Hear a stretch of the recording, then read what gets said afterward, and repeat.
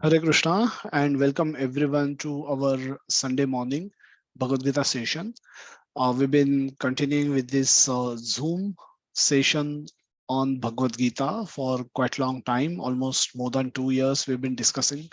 So we've been picking up various topics from Bhagavad Gita, and we develop a theme and then we discuss some verses and try to understand the message given by Lord Krishna to Arjuna for his application, as well as we draw meaning for our own practical application. And that has been the process that we've been following. And accordingly, we've been trying to learn what has been spoken in Bhagavad Gita, its relevance in today's times, and how it can best be practically applied.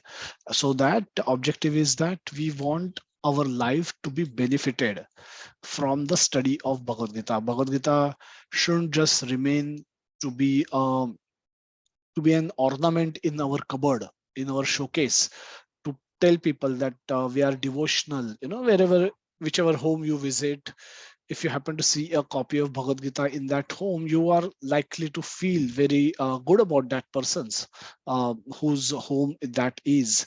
And then you will probably assume that he's must be a regular student of Bhagavad Gita, must be reciting a lot of verses from Bhagavad Gita, or so on and so forth, or must be one step further, must be trying to conduct one's life according to the instructions of Bhagavad Gita. ये सब करते हैं.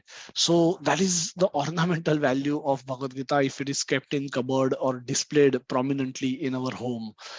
but but the one who practically apply it, the benefit that he enjoy are limitless, are actually has no limit. And so with that intent, we're trying to also study Bhagavad Gita, not only to show the world that we know some Vedic scriptures, or we know some verses, Sanskrit verses, which we can speak and we can impress people, but to going a step ahead, we are also trying to see how best they can benefit us in our day-to-day life, so that we can live a peaceful, happy life, and also try and fulfill its purpose. So with that, we'll discuss the theme today, called the topic today for discussion is divisions of faith, and we'll soon find out what it means. Um, we let's take a step backwards and try to go a little behind in our learning. When we discuss some verses from 13th chapter, we've discussed this one important verse. This is called बीज वाक्य. बीज वाक्य means जो seed है, जो बीज है, और जिसके कारण the many of the problems in the world have started for ourselves. We understand that we are souls, we are spiritual in nature, and we don't belong to this world. जैसे कि we don't belong to space, we don't belong to water. So if when astronauts are sent into space, they cannot go in their body as it is, in which they are functioning in the material world. So they might be from India, America, UK, and according to the weather conditions in each country, they must be used to a typical type of clothing. However, when these three people need to be sent into the space, all of them need to wear a special dress, and this is required because if the person from Earth, if a person living on the Earth planet, when he has to survive, go visit and survive in space, which is an alien territory for him, a foreign territory for him, then he should get um, special protection, suit or clothing which is suitable for that environment. Similarly, when we have deep sea diving, we need to go and dive inside the sea, we also need to wear a special dress. Normally swimming pool, we may just go in the swimming pool and really will not doesn't have to worry about carrying oxygen or carrying a special suit. But when we go diving in deep sea, we wear a special special kind of equipment and suit, so that that foreign environment, we can survive, we can, and purpose, we can carry out our purpose for which we want to go there. Similarly, a soul who is foreign in the material world, then if soul has to survive in the material world and has to function to execute its purpose, the reason why it has come, then it needs also a special dress. And that special dress is provided by Lord Krishna in form of subtle body, and which is the first covering, and gross body, which is the second covering. Using subtle body, the soul, which is very close to the soul, and then soul is covered first by subtle body, which includes mind and intelligence and ego, and then the gross body, which is the material made up of 5 elements of nature. So soul, for him to function in the world, interact with the world, perceive reality, try to enjoy matter, soul need this special dress without which it cannot function. And why soul come here at all? Soul come here because he has a desire to enjoy bhunte. Bhunte Prakriti Jan Guna, Bhunte matter. He has desire to enjoy matter and derive pleasure by enjoying matter. Now this is a desire that a soul develops, because of which he is sent into the material world. So Purushah Prakriti Stohi Bhunte Prakriti Jan Guna Karanam Suguna Sangosya Sad Asad Yoni Janmasu. Now this is the root cause, as we say. The bhunte, the word bhunte means a desire to enjoy or enjoying mentality. Now, this enjoying mentality, the desire is the root. Desire to enjoy Krishna's property independently of Krishna is the root cause of our problem, the starting of our problem. So because of this desire, this impure desire to enjoy Krishna's property without Krishna, bring us into the material world. And that is how our journey to the material world begins. the So this is the root cause of all our existence in the material world. And because we exist here and we function here, we act here, we get all other kind of problems, which we will see just now. Because so once we have a desire, once we get a desire to enjoy matter, we are sent in the material world. And with by giving these two coverings, we get one covering is that of a subtle body, which is mind, intelligence and ego, and second covering, that is of a gross body. And how do we get these coverings? According to our fructified karma, whatever karma that is, and our desires. The desire is our taste, and karma is our currency that is available with us, prarabdha karma, fructified karma. So based on these two elements, we are given a particular type of body. so so one is uh, so one is forced to accept that body, be it good, bad or ugly, be it complete or incomplete. Some children are born without limbs. So it's not by defect, by mistake. It's not a manufacturing fault. It's a person's karma, it's person's desire, which has led to one acquire the body that one possesses. Once having got a body, we are sent in this material world through a womb of a mother, and then we are born. And then when we are born, we are forced to act. uh, you know as soon as we are born, we start acting. We start survive. For the purpose of survival, the actions are necessary.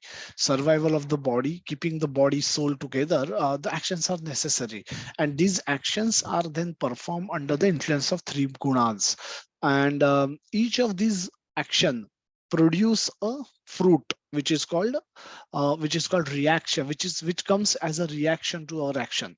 And for that fruit, the fruit depends on the mode or the under the influence of which we have acted. So there are three modes: the sattva gun, rajogun, and tamogun.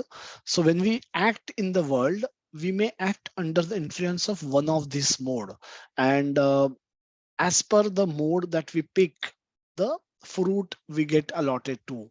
And for enjoying or suffering, the fruit could be good, bad, or ugly. And to enjoy or suffer our fruit, we are forced to take birth again. So this is the cycle of birth that we often speak about. The scriptures talk about that you should end or come out of this cycle of birth. Means this is the cycle of birth that is expected to be ended. We are expected to end this cycle of birth. So as you will see, the trigger is the desire, but after that desire, everything else almost happens automatically. Because we get a body, we are forced to act. Because we act, we produce fruits. Because we have fruits, we have to take birth again. So if one has to break this cycle, one either has to one has to stop, one has to act in such a way that one's action does not yield a new fruit. One's action, one has to act in such a way that whatever actions one person does, they do not yield a new fruits. Plus, you should do something more so that all past accumulated fruits are burned. That stockpile of fruits which are yet to be fructified, they are destroyed. And then our slate become clean. Then we become eligible to go back to the original place from where we have come. And then that place, we can survive, we can survive in our original spiritual form. We don't have to wear a dress. Whatever we have, or whatever the spiritual form that we possess, we can freely enjoy there. Just like a space astronaut, when he returned to earth, he did not no longer will require those special dresses. And he will just throw them all up and wander in the planet, in his country freely, just like any other person. Breathe normally, eat normally, and roam or walk normally, and feel normal. So he becomes happy. He can become, once he returns home on this planet, his stress is gone. He becomes happy, and in that way. So that is what will happen to us when we will return to the spiritual world, which is our home, which is our place from where we originally has come from. And when we return there, we will not require this artificial covering of mind and intelligence and ego and the gross body, which is always deteriorating and is threatening to go quit, may get destroyed any moment. And we are always worried of how to save our body so that the actions can be performed, the desires can be fulfilled. And by the time our old desires get fulfilled, new desires arise. And therefore, our wandering continues in the material world. So long as one has desire to enjoy with the body and senses, this wandering will continue perpetually, almost forever. So Krishna gives solution to this. He says to overcome this problem, one must submit to the process of hearing from authorities and performing bhakti upasana, as advised in Bhagavad Gita 13.26. Speak this verse that Shruti Parayana, one should take the shelter of hearing, process of hearing from scriptures and from authorities. Who are the authorities? Those who are practicing according to the scriptural injunctions. So there are many readers of scriptures. They read scriptures, they give their own interpretations, but they don't act according to the scriptural instructions. Scriptural instructions are very clear. There is not there is no ambiguity in this. But out of our own attachments, out of our own limitations, we are unable to accept the scriptural injunctions and act according to the scriptures. And because of that, we may cheat people, and we may cheat ourselves, because then you're knowing the scripture but you're unable to act according to the scriptures. Therefore you don't get any benefit of learning and following the scriptures, so your endeavor becomes incomplete. Whatever effort, austerities you would have performed, they become incomplete and everything is lost, because from next birth you'll have to start from all over again. You'll have to regulate your senses, you'll have to give up your unwanted desires, impure desires, so that you can perform bhakti upasana. Bhakti upasana requires some regulation, some do's and don'ts need to be followed. The four regulatory principles need to be followed. Chanting has to be performed, bhakti has to be performed, hearing with dedication has to be performed. And when you do all this, you develop love for Krishna, you develop a desire to go back to Krishna. And then with that desire getting stronger, you actually go to Krishna. When you have no desire, you have no chance of going to Krishna. It's as simple as that. So the summary of Bhagavad Gita, as we can take an overview and then jump to today's topic, is that the 13th chapter explains this beautiful verse that that the desire to enjoy is the seed of all our problems, and actions performed under three modes is like pouring water onto the seed for its nourishment. When we act to carry out those desires, it is like pouring water onto the seed, and then the plant grows. The chapter 14 of Bhagavad Gita explains the three modes of material nature. We have discussed it through many of these verses. Today also we will cover some portion of that, because from now onwards the three modes of material nature will be predominantly talked about by Krishna. And hence it's a good idea for us to go through all the three modes, understand those three modes of the concept of modes once again. Chapter 15 describes the metaphorical upside down tree, the urdhva moolam adhashakham ashwatham prahura avyayam chandansya parnani yasam vedasa vedavid. So this is upside down tree, which is a reflection of a real tree. Real tree is spiritual world, and the reflection is material world, which is one third, and the spiritual world is two third, and in size, in approximately. And then this tree is explained, and what does this tree, and how you can cut off the attachment to this tree. This tree is very difficult to get rid of because of the attachments. And then Asanga Shastrena Dhrudena Chitra. With the weapon of detachment, you can cut down the branches of this tree, who are holding you, who are catching hold of you, who are not letting you go, not letting you think of going away from the tree. They are binding. So you can cut down the those branches with the weapon of attachment. So knowing the tree is not just knowing the tree. It's no knowing not knowing the tree geographically, but also to understand how to get rid of this tree, how to go back to my original home, giving up this tree. So getting out of this material entanglement is the real knowledge. How to get out of this material entanglement, that is real knowledge. Chapter 16 explains the divine and the demoniac nature of people. We discussed this also in some of the verses. So that is the upper portion. Upper portion is divine portion, where everybody is following scriptures, everybody is following, acting according to the Shastra.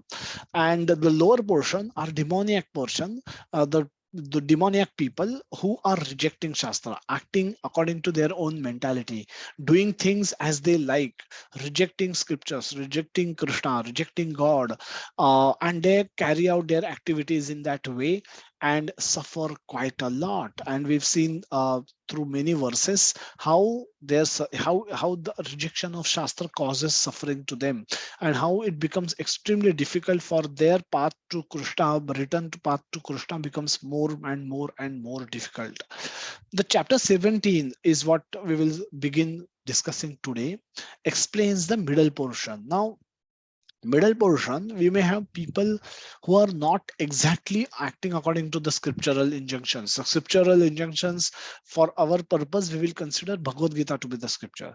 Bhagavad Gita is Gita Upanishad, which is Upanishad, is a nectar, is that is that one scripture contain nectar, or the nectar of all important instructions given in all the scriptures. So you don't have to study all other scriptures, just study this one scripture and its proper conclusion, and then you will get benefit of studying all the scriptures. So hence, for our purpose, let's assume, for scripture means Bhagavad Gita. All the principle. So Krishna has spoken in seventh chapter and also in ninth chapter, that after knowing this knowledge, which I'm explaining to you, O Arjuna, there is nothing more to be learned by you. There is nothing left to be learned by you. So everything that you would want to know, for executing, for acting in this material world, you need knowledge to act in the material world. So for that, whatever knowledge you need, everything is given in the Bhagavad Gita. You don't need to go outside Bhagavad Gita. And in the principle, everything is given in principle, not in details. For details, one may actually have to go to other books, but all the principles are explained in Bhagavad Gita. And so when we say people don't act according to the scriptures, we predominantly say that they don't act according to the instructions. They're not following instructions given in Bhagavad Gita. And which are the instructions given in Bhagavad Gita? We discussed it in our last session, that the prominent instruction is Arjuna's doubt was to how to act in the material world. What is best for me? Krishna says Bhakti Yoga. Act in Bhakti Yoga. That is best for you. So in Bhakti Yoga, if I desire you to fight a war, you fight a war. If I want you to quit the war, you quit the war. If I want Yudhishthir Maharaj to rule the kingdom, let him rule the kingdom. If I want Bhishma Dev to fight from the opposite army, let him do that as a service. That may that may bring some infamy to him. People raise eyebrows, people ask questions about Bhishma's integrity. Is he really a devotee? How could he fight against the law, against the Lord himself? But that was service given to him, and he acknowledges that. And Krishna acknowledged his service as well, because when he was about to quit his body, Krishna personally went and stood in front of him, and Bhishma Dev in lovingly orders him that, now, oh Krishna, you do one last mercy upon me. Be merciful to me. Now you don't leave this place. I want to behold your form while I am quitting my body, and you don't move. And then Bhishma speaks beautiful verses, recollecting his encounter with Arjuna, where Krishna is sitting in the chariot as chariot driver. He is getting wounded by the sharp arrows that Bhishma is throwing, and Bhishma remembers how beautiful that form is. Bhishma is a warrior, so his concept of beauty is face with lot of पसीना आया हुआ चेहरा, धूल मिट्टी से भरा हुआ चेहरा, धूल मिट्टी से भरे हुए केश, धूल मिट्टी से भरे हुए कपड़े, pasina, then there is a blood coming, oozing out of wounds that was caused because of the sharp arrows sent by Bhishma. Now, this is his concept of beauty. He says this beauty is as good as beauty of beauty that your beauty, this was similar. He's finding it similar to what the gopis of Vrindavan have described Krishna's beauty as. Now, Krishna there, he's dressed beautifully, he's decorated beautifully, wearing a beautiful turban, wearing a peacock feather, and then gopis described his beautiful form, and Bhishma is recollecting Krishna's beauty just like gopis recollecting Krishna's beauty. And in that meditation he leaves his body, but that service to fight against Krishna was given by Krishna. So if Krishna so desire, Bhishma accepted that service. He didn't worry, because will it bring infamy to me? Will people misunderstood me? People can misunderstand me very well. Duryodhan can misunderstand me, Pandavas can misunderstand me, the whole world can misunderstand me, that I went against the desire of my Lord. Then how am I a devotee? But that service was necessary, and then Bhishma Dev performed that service. So therefore he He becomes Mahajan, the one who has authority to teach Krishna consciousness. So whatever is the instruction, desire of Lord, that becomes your duty, that becomes your dharma. So this is the ultimate nectar which comes out of Bhagavad Gita, that we have to perform devotional service. We don't have to do anything else. We don't have to act according to our whims and fancies. For performing devotional service should be the sole goal of our life. And for facilitating performance of devotional service, whatever is required, that can be done. So if for facilitation of uh, providing a devotional service, if kingdom has to be ruled, then king needs to get married, king needs to live in palace, king needs to produce children, so that they can become uttaradayi, or they can carry on the service later. And so king will do all that. King will have to do administration, he will do that, not as a controllership, not getting a sense of controllership, not getting a sense of enjoying for the purpose of enjoying power. He will not rule the kingdom, but he will do it as a service to Krishna. Prahlad Maharaj ruled kingdom for 36,000 years as a service, as given by Narsimadev. Dhruva Maharaj, after seeing Lord's form, when he touched Lord, seeing Lord face to face, he lost his desire to win a kingdom bigger than his father. So he said, I don't need a kingdom. But Krishna said, no, take a kingdom and rule. Then he ruled a kingdom, and for facilitating that, he got married, he lived in Paris. So apparently he lived life like any other king, but internally he is doing devotional service. Now that is important. And so so when one is not acting according to the scriptures, means one is not performing devotional service, then one is acting according to the against the instructions of the scriptures, which means uh, either he is rejecting scriptures, which is the bottom portion of the tree, or he is self-manufacturing scriptures. He is acting according to his own whims and fancy. He has some faith. It could be to the demigods, it could be to some other persons, or it could be self-manufactured concepts of God.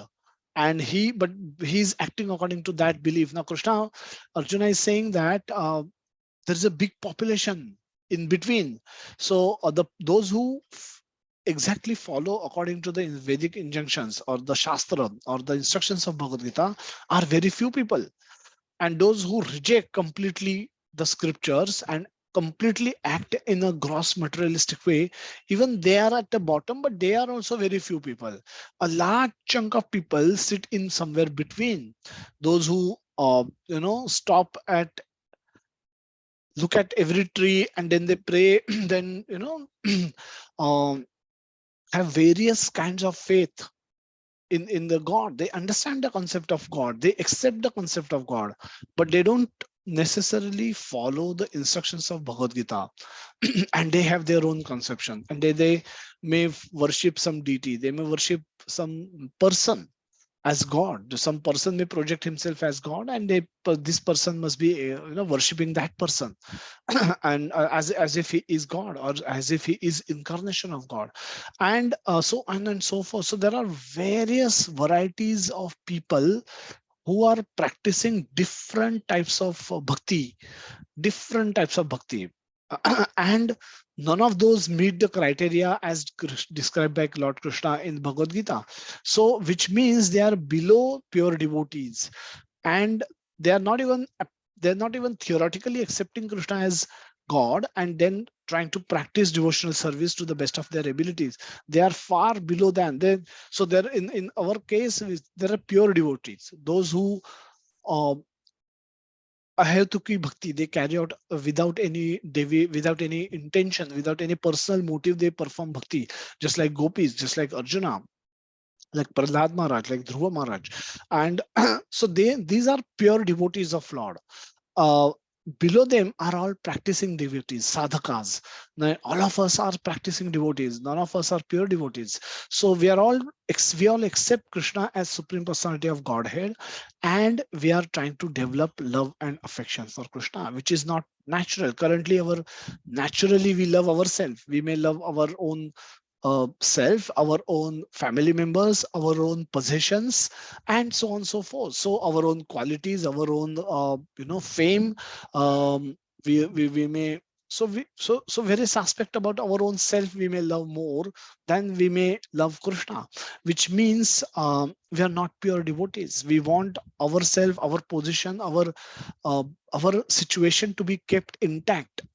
And for that we want Krishna to help us. So this is not a have to keep bhakti. This is not bhakti perform at the platform where gopis are saying shunyaitam jagat sarva govind virhen mein विदा बिना गोविंद के पूरा जग भी मुझे मिल गया, मैं तो भी मुझे मेरे लिए वो शून्य होगा, because because there is no Krishna.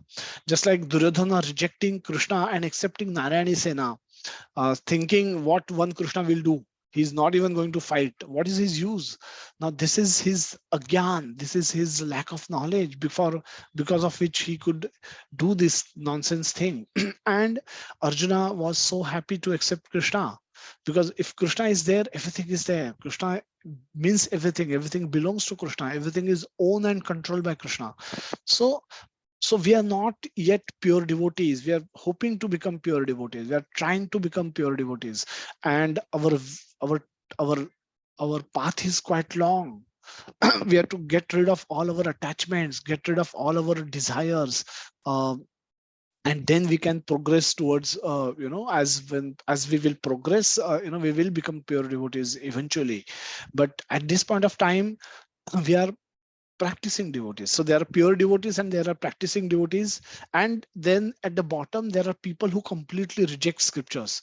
And in the middle, there are so many people performing bhakti in so many different ways. Now, Arjuna is going to ask question about what is going to happen to those people. That is what will be covered in the 17th chapter of Bhagavad Gita.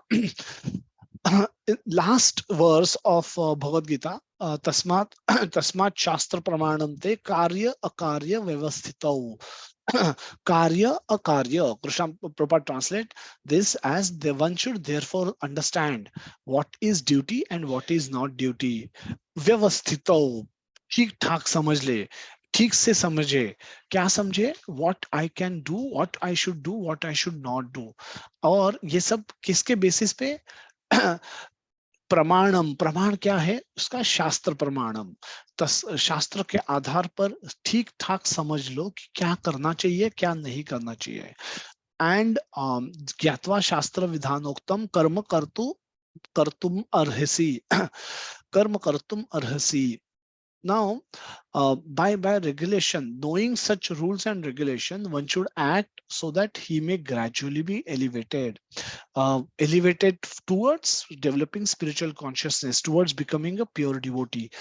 So that one should act in such a way that, if you remember the cycle of karma, there is a karma perform, action perform, action yields results, results give fresh karma.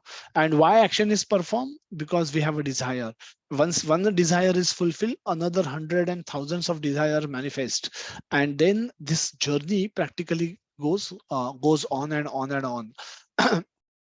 There's a beautiful verse in Chaitanya Charitamrita which says that that ब्रह्मांडे भ्रमितो कोनो भाग्यवान जीव. ब्रह्मांडे भ्रमितो, ब्रह्मांडे पूरे ब्रह्मांड में भ्रमण कर रहा है भाग्यवान जीव, वो जीव, और वो भाग्यवान जीव जिसको गुरु कृष्ण प्रसादे पाए भक्ति लता बीच. जिस किसी को ऐसे घूमते हुए, अगर जिसको किसी को गुरु और कृष्ण के प्रसाद कृपा के कारण भक्ति लता का बीज मिल जाए, और one can start performing bhakti, one can at least start practicing, become a practicing devotee, if not yet become a pure devotee, but at least becomes a practicing devotee. Now such a person is very bhagyavan. He says bada bhagyavan ajiv. And otherwise this Bhramanti is never ending. भ्रमंती, ब्रह्मांड में भ्रमंती, कभी ऊपर जाना, कभी नीचे जाना, कभी भूतल पे आना, कभी एनिमल बनना, कभी मनुष्य बनना.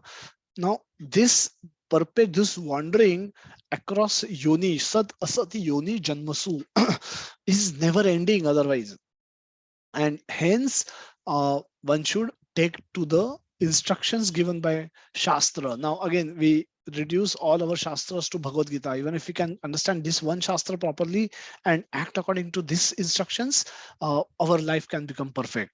That is what Prabhupada has said repeatedly. So Arjuna is going to ask question about the people in the middle.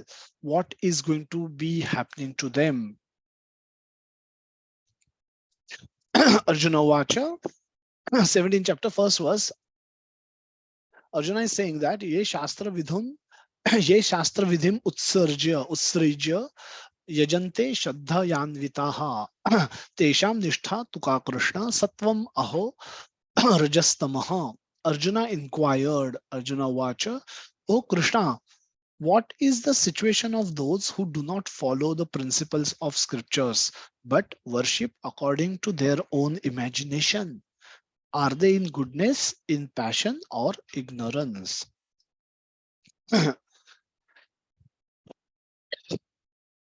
So again, Arjuna brings up the topic of modes of material nature, sattva, rajo, and tamoguna, because everything has to be understood with the reference point of the gunas in which it is functioning. The purport Prabhupada writes that in the 4th chapter, 39th verse, it is said that a person faithful to a particular type of worship gradually becomes elevated to the stage of knowledge and attains the highest perfectional stage of peace and prosperity. The 4.39th verse says, Shraddhavana labhate jnanam tatparah sayyatendriyaha jnanam ladha pravaram param shanti chirenam adhigachati. Very beautiful verse. Very straightforward meaning. श्रद्धावान लभते ज्ञानम. श्रद्धावान को ज्ञान मिल जाता है. श्रद्धावान लभते मिलता है ज्ञान. तत्परः संयतेन्द्रियः, जब वे डेडिकेटेडली संयतेन्द्रियः, इंद्रियों को संयोजित करके, when they act to learn the knowledge, they can actually get knowledge. So a faithful man who is dedicated to transcendental knowledge and who subdues his senses is eligible to achieve such knowledge. We see that Bhogeshwarya prasaktanam taya apaharata chetasa. So anybody who is bewildered by the bhoga and aishwarya, the sense gratification and opulence, such person samadhona vidiyate. Such person vyavasayatmaka buddhi samadhona vidiyate. For such persons, performing any activity with dedicated focus is not possible. So one should do what one should do. One should do sayyatendriyaha, that one should subdue senses. One should not let senses roam free and demand leisure from everything that is perceived, that is seen. And then any such person who is able to do that can only um, practice in such a way and can becomes eligible to get knowledge and faithful. The shraddha hona chahiye, or should have desire or ability to subdue senses. When one act with these two things, one becomes eligible to receive knowledge. Knowledge से क्या होता है? Having achieved such knowledge and having achieved it, he quickly attains the supreme spiritual peace. He quickly shanter achirena. Chirena means बहुत देर के बाद. Achirena means very quickly. परम शांति. शांति मिलती है, कैसी शांति? Not ordinary, it's a परम शांति, spiritual peace, supreme spiritual peace. Prabhupada translate परम शांति. तत् ज्ञानम लब्ध्वा परम शांति चीरे अचीरेण अधिगच्छति. That very quickly they get that param shanti. Now this is very important verse, and Prabhupada give that reference right at the beginning of this purport. So Shraddhavana labhate jnanam. Shraddha is faith. We'll discuss about Shraddha in our next session in a little bit more detail. But today we will focus on the modes of material nature, so that The rest of the session will focus more on the modes. We'll do a revision of modes. So faith and acting by controlling urges of senses, one gets knowledge. One once and when you get knowledge, you also get peace of mind, and peace of mind से आपको सुख मिलता है, happiness मिलता है. In the 2.66th verse, Krishna says that अशांतस्य कुथम सुखम. तो आपको सुख चैन चाहिए, तो आपको शांति भी चाहिए, एंड शांति के लिए नॉलेज चाहिए, नॉलेज के लिए सेंस कंट्रोल चाहिए, एंड फेथ चाहिए in the process, in the scripture, because this is how this is the process of obtaining knowledge in the spiritual domain, and this is very much the process that is followed everywhere. If one wants to learn an instrument, mridanga, one has to have a faith that the person who is teaching will have ability to teach me mridanga.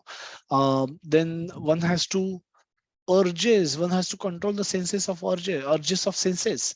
One Your guru may call you at 11 a.m. Sunday morning, and you may have 100 other plans to go watch movie, watch cricket match, go to market for shopping, go and go to some friend's place, do some time pass, or watch TV. If nothing else, eat and sleep, whatever. You may have 100 plans to do, 100 of activities to be done at 11 a.m. But your guru may call you at 11 a.m. with mridanga for practice. Now you have to you have to subordinate all your desires, otherwise which you would have done, and pick up your mridanga and go to your guru for learning mridanga. So one, you have to have faith in the guru. One, you should have ability to subdue your urges of senses, and then perform activity, abhyas karna padega, and then you get knowledge, you become expert in playing mridanga.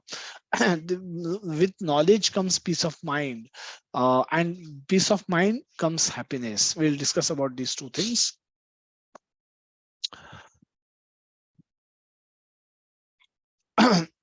later. So in the 16th chapter, it is concluded that we'll see the purport, and then we'll come back to the modes in the second chapter, after discussing the second verse in the 17th chapter. In the 16th chapter, it is concluded that one who does not follow the principles laid down in the scriptures is called an asura, demon, and one who follow the scriptural injunction faithfully is called devata, or demigod. Now, if one with firm faith follows some rules which are not mentioned in the scriptural injunction, what is his position? This is the question Arjuna is asking. The doubt will be cleared by Krishna. And are those who create some sort of a god by selecting a human being and placing their faith in him, worshipping in godness, passion, or ignorance, do such person attain perfectional stage of life? That is the question. So let's see what Arjuna, what answer Lord Krishna is giving. Shri Bhagwan Uvacha, Trividha bhavati shraddha dehinam sa swabhavaja satviki rajasi chaiva tamasi cheti tam shrunu. Bhagwan Uvacha, Shri Bhagwan is saying, Trividha bhavati Shraddha. Shraddha is that of three types, Trividha. The Supreme Personality of Godhead said, according to the modes of nature acquired by the embodied soul, Dehinam. Dehinam means the embodied soul. One's faith can be of three kinds: in goodness, in passion, or in ignorance. Now hear about this, O Arjuna. It's a very beautiful verse. We'll see the purport, and we'll come back to the modes which are talked about by Krishna. Now, one may feel that in the question also, three modes are mentioned, and in the answer also, Krishna is repeating three modes: Sattva, Rajo, and Tamo. If you remember in the first verse also, Arjuna mentioned about Sattva, Rajo, Tamo. Are they in Sattva, Maho, Rajas, Tamaha?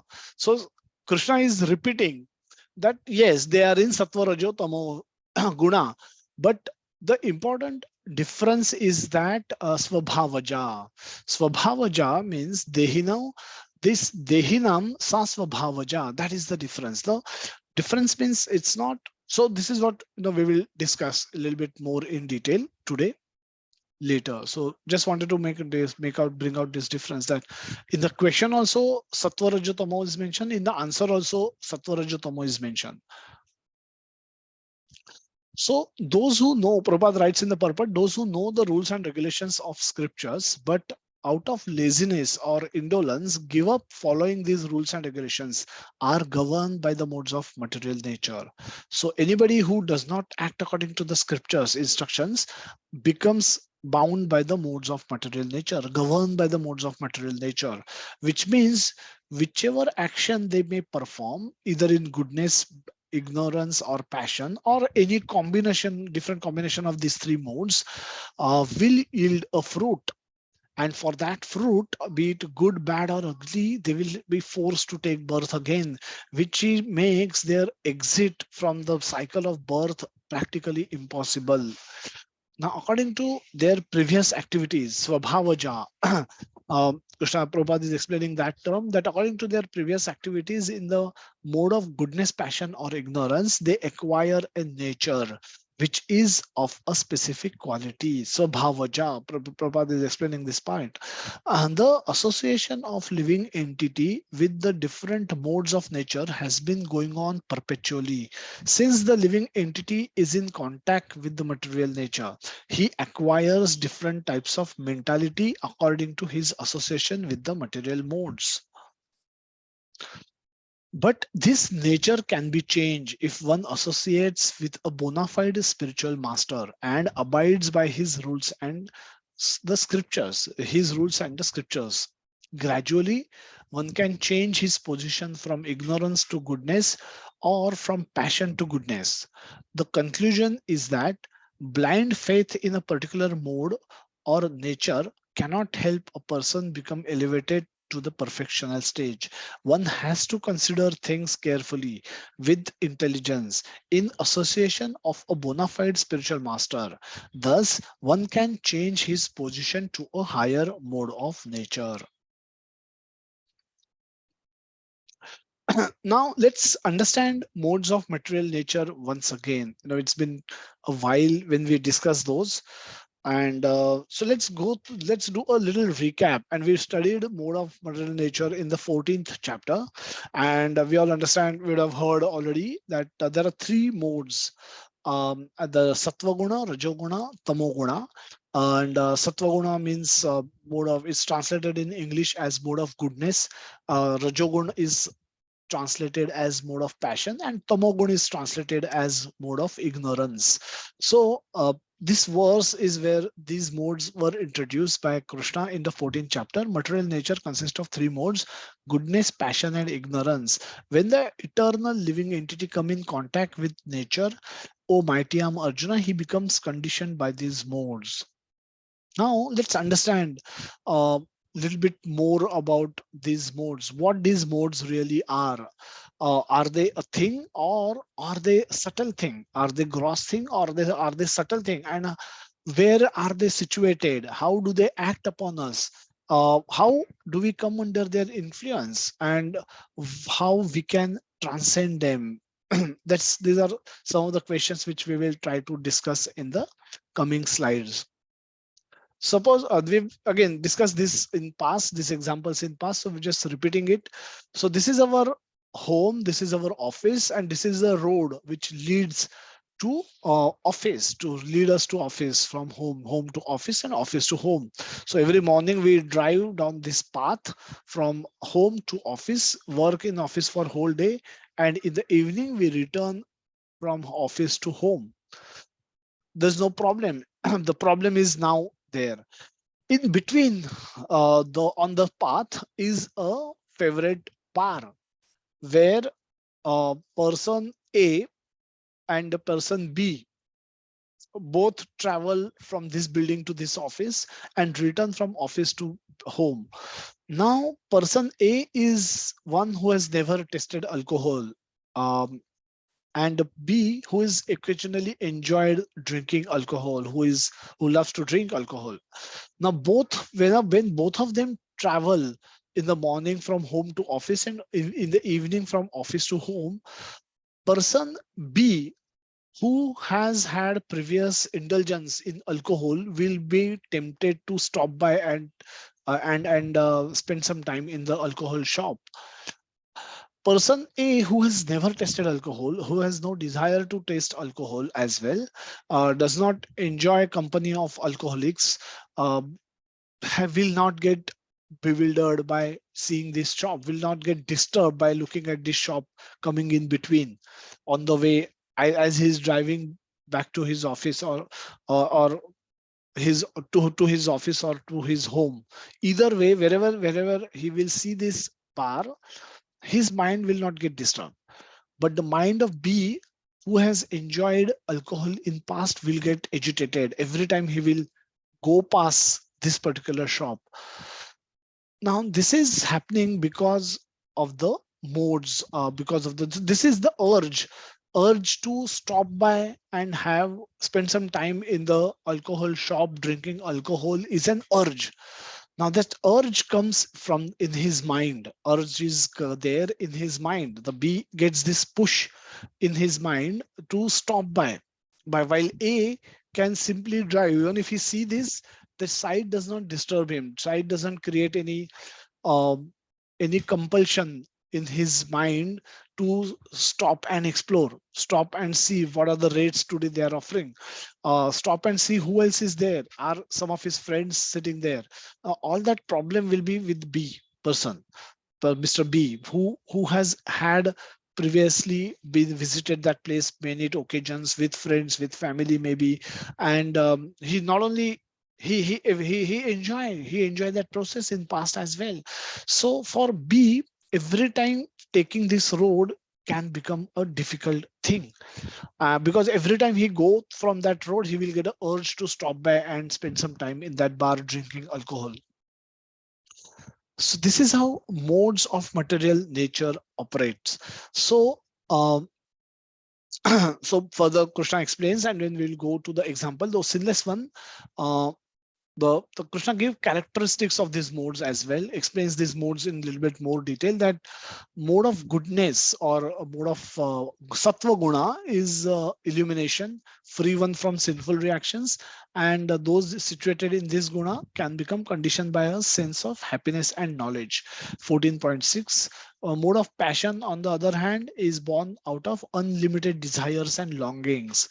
Longing means um, unlimited desire is greed, and hankering, longing is like hankering for getting things, that kab milega, kab milega, kab milega. That kind of a thought is a longing, that when will I get this enjoyment, when will I get this enjoyment, when will I get this enjoyment. And unlimited desire is a list of desires, uh, that can come out of greed.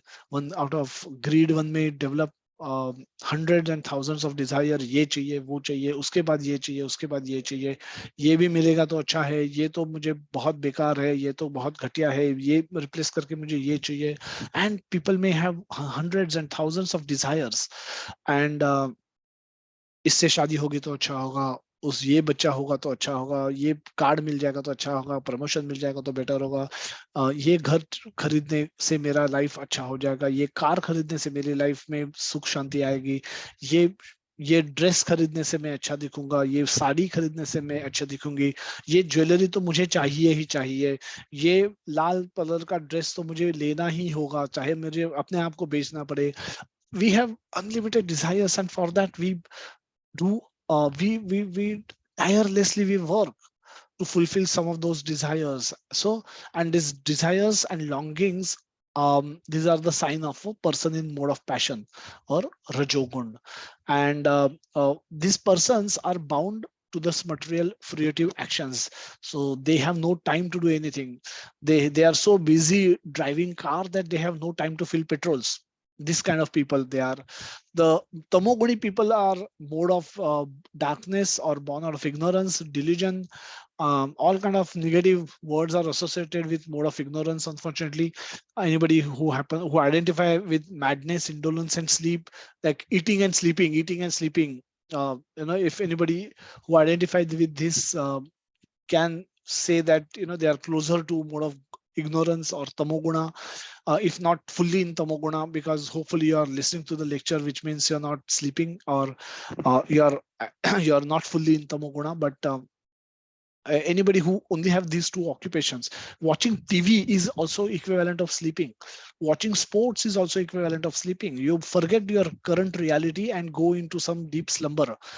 For when you watch a cricket match for 6 hours, you forget what's happening around you. You forget whether you are jobless or you have a job to do. You forget you have children or you have no children. You forget you you if there could be exams tomorrow, you can forget that and keep watching match. You just get hooked to it. So it is equivalent of sleeping. You forget your reality and you go into some illusionary world. Similar to it is watching TV, watching movie. You want to forget reality, and how you are cut off from the reality, you go into the imaginary illusory movie world, and remain engrossed in that world for 3 hours, identify with those characters, talk about their problems in their life, and as if they are your own problems, and try to build solutions, and the climax come out happily. It's like waking up from the sleep. So the watching TV, these are all sign of people in mode of ignorance or tamoguna, and sleep is equivalent. Is equated with with watching sports, watching movies, watching TV excessively, playing video games. You just forget the reality, and then so in sleep also similar thing happens. You forget reality. You don't know if who you are. For the hours during which you are sleeping, and some sleep is required, it's a biological need for body. So body has to recover from the wear and tear, and for that some 6-7 hours of basic sleep is necessary. But beyond that, everything else is in the mode of ignorance. And to the extent all living entities sleep, therefore all living entities have some mode of ignorance in them. But excessive sleeping, excessive watching TV, excessive uh, watching movies and all that, excessively one is indulging in these activities is increasing his hours of sleep, and therefore going deeper into the mode of ignorance, mode of tamo. So let's understand modes a little bit more. Again, we've discussed this in past, but modes are subtle forces inside inside us. It's a subtle forces, so they are sitting inside our subtle body. They are not part of our gross body. They are not a thing which can be seen, touched, measured, or even identified anywhere in X-ray or in sonography, but they are subtle forces active sitting within our mind, and and giving pushing our mind to act in a particular way. Now these modes are shaped swabhava jaha. Krishna has said that they are born out of our nature. And what is our nature? Our nature is any action done repeatedly becomes our nature. Any action repeatedly done becomes our nature. So these modes are shaped because we have acted in those ways in our previous lives. So most of these are purva janma, purva born out of previous birth, previous life activities. They are because our soul, when we transmigrate from one body to another body, our soul leaves the gross body behind and moves on to the new body with subtle body, with the covering of subtle body, which which remains with the soul from one body to another body. The covering of subtle body, which includes mind, intelligence, and ego, that is what travels from one body to another body. When the old useless body is given up, uh, the soul leaves that body, come out of that body with the subtle covering, and enters into the new body. Now uh, so there are sanskaras which have happened. Sanskaras happen when you act in a particular way repeatedly. When you consume alcohol repeatedly, it becomes your swabhava. When you when you take cigarettes repeatedly, becomes your swabhava. When you speak truth repeatedly, that becomes your swabhava. When you speak lies repeatedly, that becomes your swabhava. When you cheat people repeatedly, becomes your swabhava. So all these actions repeatedly perform becomes our swabhava. When you get angry repeatedly, becomes your swabhava. When you shout repeatedly, becomes your swabhava.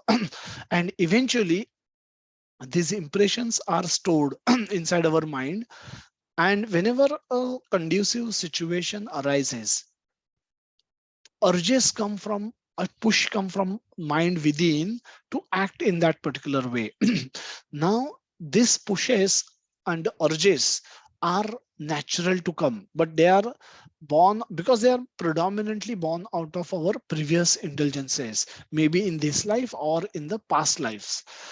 But that's not all. We also have these similar we can learn these, so we'll understand about the modes a little bit more with three examples. That how we perceive with these modes. Now we understand that modes are subtle forces inside us, and uh, so they push our thought process, our actions in a particular way in every situation. There are urges which come from within. So understanding our mind without understanding modes of material nature becomes incomplete. So we've done one full session on mind, but due to the time issue, we couldn't include modes of material nature into that session. So we'll try and do that now. So we'll see perception, response, and how we can change the modes in three examples. We've seen discuss this example in past as well. Suppose if three people are traveling by bus and three sitting in three consecutive seats, window seats like this, one here and one behind exactly, and then at the third window.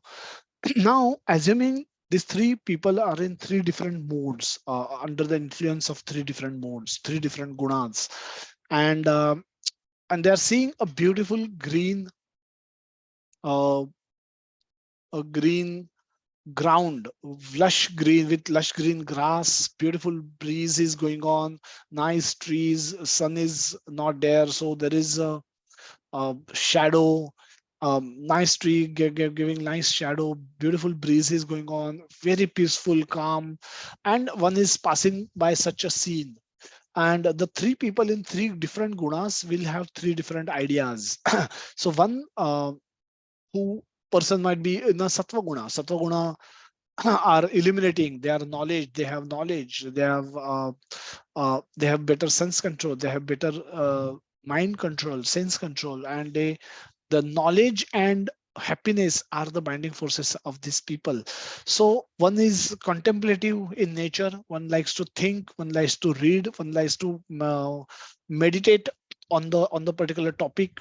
So these are typical signs of sattva person. So if one such person is trying to read book in the bus, but because of the bumpy bus ride, he is unable to read, and he sees such a beautiful ground outside the bus, and he may start thinking that such a beautiful forest outside, and let me stop here, sit in under the beautiful tree and read and think and contemplate on the topic that I'm meditating on.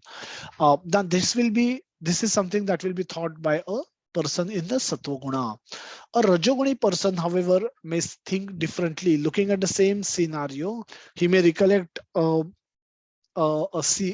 song from a movie where male and female lead partners are dancing and singing, around that tree, and then singing a song and dancing. So he may recall that, and then he may imagine himself doing that kind of activity with somebody, and he may just get lost in that kind of a thought, looking at the same scene from the same bus. Tamoguni person, on the other hand, the third person in the bus, who was trying to sleep in the journey, but because of the bumpy ride, he's not able to get proper sleep. So he's already frustrated. He look outside this beautiful forest, this lush green grass, this beautiful tall tree with shadow, nice breeze going on. So this is what perfect setting for sleeping. So he said, let me get down here and go there and sleep for next 8 hours without any disturbance. That this is what a tamoguni person will think. So the three people in under the influence of three different gunas modes can perceive reality differently. How they respond to different situations, now how they act, how we act under the influence of gunas. Suppose there is a movie hall and we go there to watch a movie, and suddenly we realize that there is a fire. Now when a sattva person see this situation, he will not act in a haste. He will look around and see if he can find some fire extinguisher. Then he will try to see how old people, women, or those who need help, they can be rescued. And then he will eventually help the rescue operations, and then he will escape himself. Uh, a Rajoguni person, however, uh, the moment he see the fire in the theater, he start running here and there. The finding the he's in a hurry to find the nearest exit. So he immediately gets kicked into the action. He immediately jumps into the action, and he without thinking. So there is action, but there is not much contemplation, not much thinking that he could do. A Tomogori person, on the other hand, he takes time to figure out what has happened. For some time, he is not able to understand what's happening. Why, where there is a fire, why people are running around, and he's not thinking, and he's neither acting. He is neither taking action nor he's thinking. So the Sattva person pauses for thinking what his course of action is, and then he take action. So there is a pause, there is a thought, and then there is an action. So there is a thoughtful action that he person takes. Crazy action is done by the tamoguni person or rajoguni person, that he just want to take some action no matter what it is. He said बाद में सोचेंगे. We meet many people who say कि बाद में सोचेंगे, अभी कर लेते हैं. So that's a typical sentence sent by a person in a passion mode of passion. Now they act without any contemplation, without any thought process, without giving it a thought. Tomogoni person neither is capable of thinking or nor is capable of acting immediately. So he wait and probably does something what the majority of the people do, and then he create more problem. And because if hundreds people are rushing towards the gate, and then 200 more join, it just creates stampede, and then a lot of people just get killed by stampede rather than getting killed by fire itself. So this is what Tamogoni person will do. We will. This is again chart we have discussed, and we will summarize the learning of. Yeah, we'll summarize our learning of three modes, and then we will discuss how these modes can be changed. So the parameter, the Shuddha Sattva, is what we will discuss later. We will at the moment we'll talk about the Sattva Guna, Rajoguna, and Tamoguna, the mode of goodness, passion, and ignorance, and then we will talk about Shuddha Sattva as well, because Krishna expects us to act according to the Shastra, which is acting in the Shuddha Sattva mode, going beyond the three modes. Nistraigunya Bhavarjuna. Traigunya Vishaveda, Nistraigunya Bhavarjuna. This instruction is given already to Arjuna in the second chapter. So, what is the motivation for people to act? Those who act in Sattva Guna, to give pleasure to our own body, senses, and work for personal happiness. Rajoguni person, is motivation is to give pleasure to our own body, senses, and work for personal happiness. Purely for personal happiness, to give pleasure to our body and senses, to give and to work for personal happiness. So all three of them are actually acting for personal happiness, and to their objective is to give pleasure to their own body and senses. So they're not acting, uh, whereas a Shuddha Sattva person in Shuddha Sattva will act to make Krishna happy. He'll act for Krishna's happiness. So this is the primary difference between the gunas, and we'll come to that later, Shuddha Sattva later. Now the characteristic is as described in the 6th chapter of 14 chapter 6 verse. The Sattva guna is illuminating feeling of being superior in the knowledge, superior in skill, talent, sense of happiness, being free from sinful reactions. So Sattva guna is much desirable out of the other three guna, out of the other two gunas, because there is the sense of knowledge, there is a feeling of superiority being there, illumination is there. Illumination means the one is not illumination versus darkness. Darkness means there is no knowledge, but when you have knowledge you feel illuminated, you feel you can make sense of things. You are no more in ignorance, you no more in doubt, you have a lot of clarity of thought. And with this, when you act in knowledge, and you are peaceful, you are reasonably happy. So these are the characteristics of a person in Sattva Guna. Tamoguna is identified with unlimited desires, for more greed, for more desires, for more greed, lust, which cannot ever be satisfied. Attachment to what one possesses. One is attached to what one possesses. Tamoguni person born out of ignorance leads to deeper ignorance, madness, indolence, laziness, or sleep. Binding forces for a Sattva-guni person is knowledge and happiness, because they are knowledgeable, because they consider themselves superior, and because they consider themselves happy, because they have some sense regulation, some mind control. With that, they are able to experience happiness, reasonable happiness, even in the material world, because of these two things. One is superior knowledge and reasonable happiness, somewhat happiness that they can experience. It becomes very difficult for a Sattva-guni person to surrender to Krishna and understand the spiritual reality, understand the message of Bhagavad Gita. Because unless one becomes humble, when you are in knowledge, when you are in happiness, you are not humble. Humility is not there. One doesn't feel the need for God. And when you're in that mood, you don't surrender to God. And unless you surrender to God, you cannot go to God. So path going back to Krishna becomes extremely difficult for a person in Sattva Guna also. But Sattva Guna person is far more conducive for preaching than a Rajo and Tamoguni person. Because once he change his conception, it becomes easier for him to, because he already is practicing sense control, he's already practicing mind control, and he's not mad behind desires. He has some regulation in his life, and he has knowledge. And when the right kind of knowledge is given, such persons make rapid progress on the spiritual path, on the path going back to Krishna. They can make very rapid progress. Whereas a Rajoguni person is bound by fruitive actions, because they are bind they have so many unlimited desires.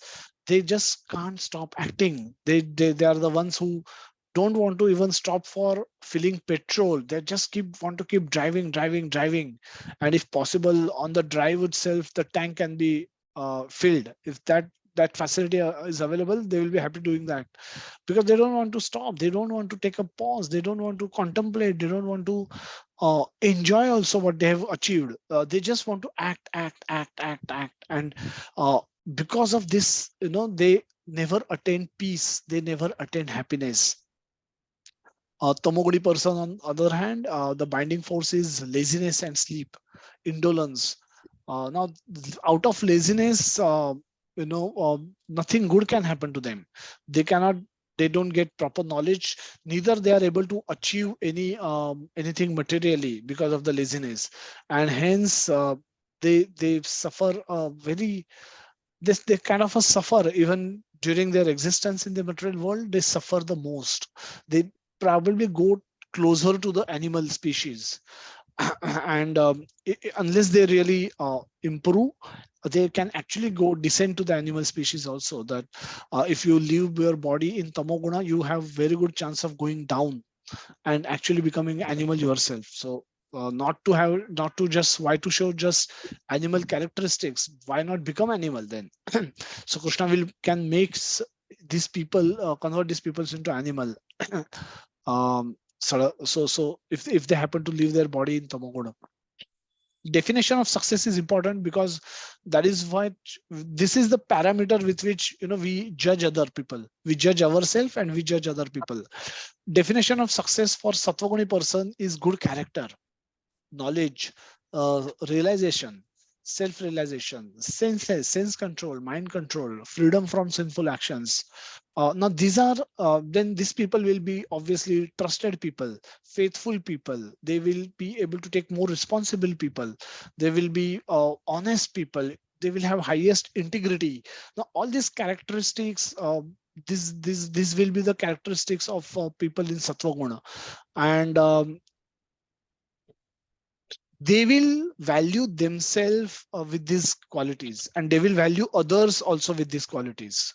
They will value themselves with these qualities, and they will value others. If they are able to, other people are able to show similar qualities, they will value them.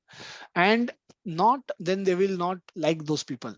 If when we say we like other people, now this play a very big role. The gunas in which we are, that plays a very good role. Suppose a person is sattva guna, one person will be very happy, because after having, sattva guni person is not lazy. Sattva guni person is almost like a devotee, and so he acts, but he doesn't over endeavor, and he accepts the results when it comes. However, a person in passion, uh, what is his desire? What is his definition of success? His definition of success is improving the quality and quantity of facilities for eating, mating, sleeping, defending. So if you want to have a facility for sleeping or facility for wealth accumulation, then if you can make it 2x than what you have today, then your life is successful. So imagine if you have a manager, you're in sales, and you have a manager in the mode of passion, uh, and the employee is in the mode of goodness, and their year-end appraisal conversation is going on.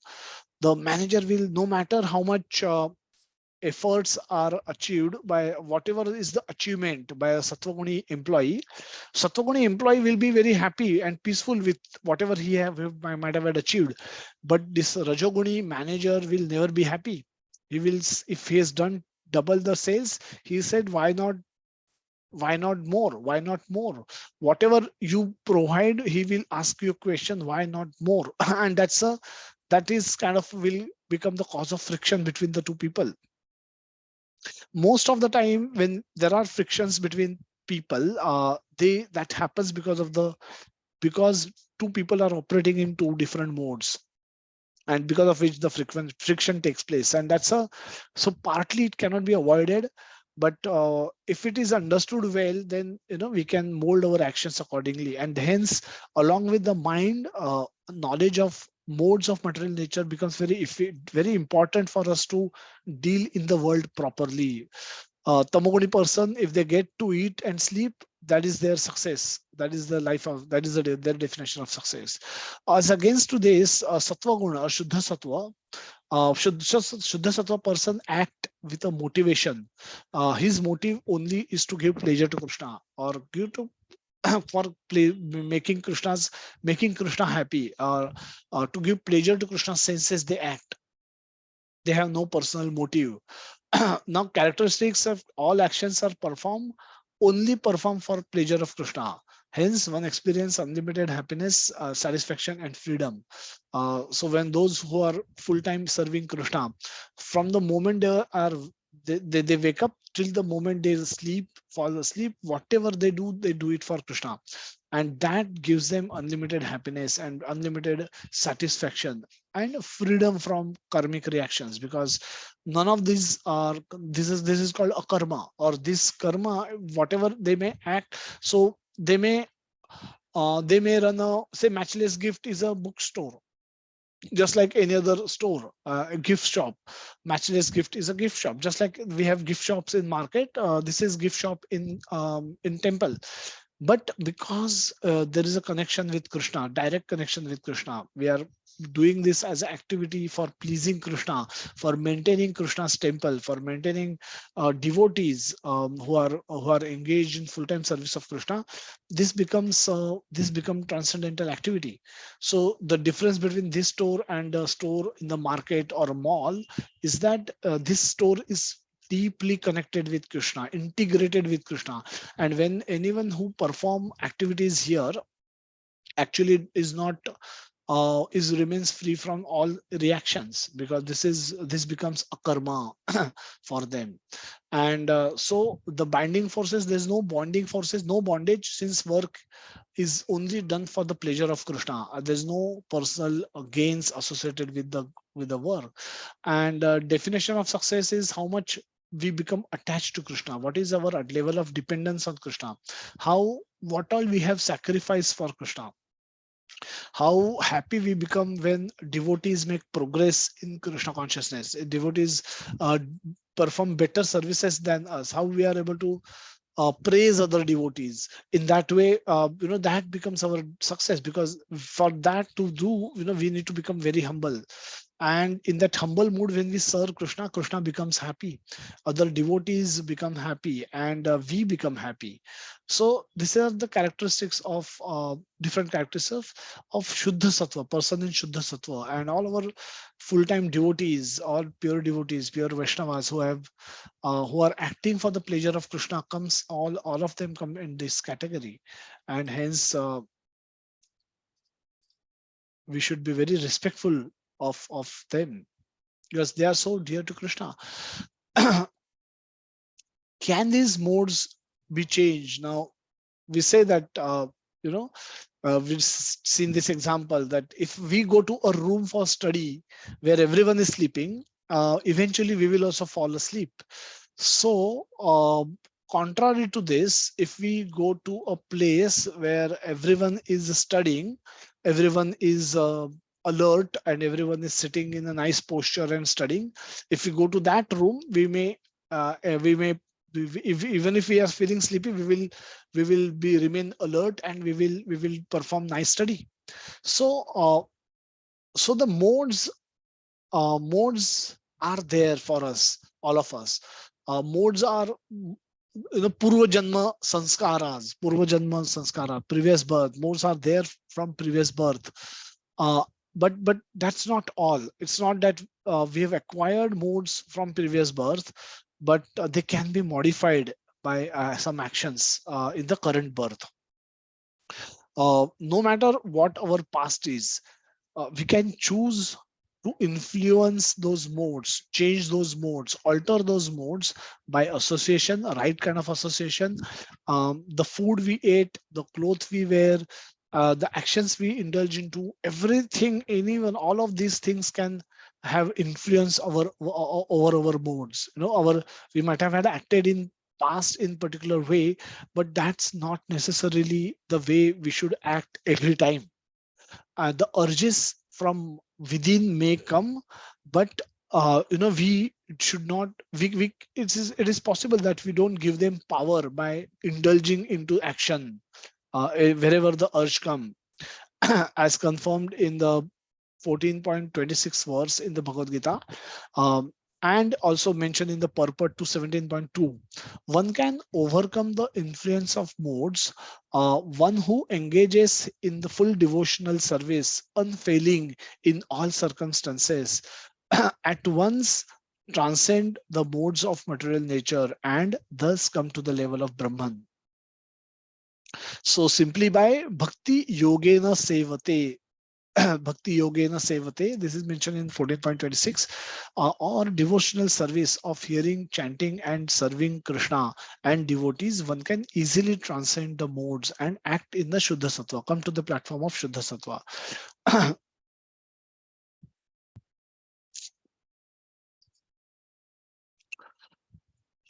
The last couple of slides, and then we'll go to the question answer, summarize, and then go to the question answer. So The modes are, there is always a conflict going on amongst modes for supremacy. Krishna says in subsequent verses, uh, the at times we may feel confusion, experience confusion and indecisiveness because of this conflict. So these modes are not, they fight for dominance. The sattva wants to dominate the rajo and tamoguna, and similarly rajogun wants to dominate sattva and tamoguna, and vice versa. Tamogun also wants to dominate, and whichever guna in which we choose to act, that gets more power. And so this is some of the examples that what can happen, how we can experience, while dealing the important decisions about the career, spouse.